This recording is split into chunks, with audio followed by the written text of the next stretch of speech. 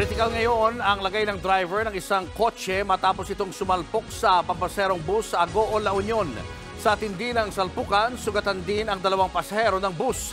Nasa frontline ng balitang yan, si Mon Gualvez.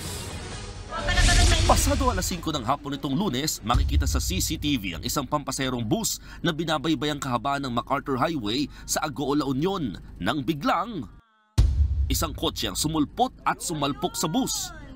Sa lakas ng pagkakabangga, wasak ang harapang bahagi ng kotse. Kita sa video na pumasok sa linya ng bus ang kotse. Sinubukan pang umiwas ng bus na nasa tamang linya pero nauwi pa rin ito sa salpukan.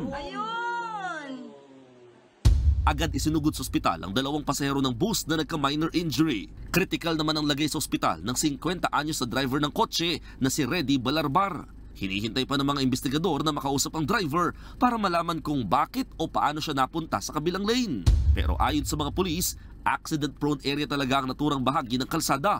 Mag-uusap pa ang kumpanya ng bus at ang pamilya ng driver ng kotse kung magsasampa ng kaso o idadaan na lamang ito sa areglo.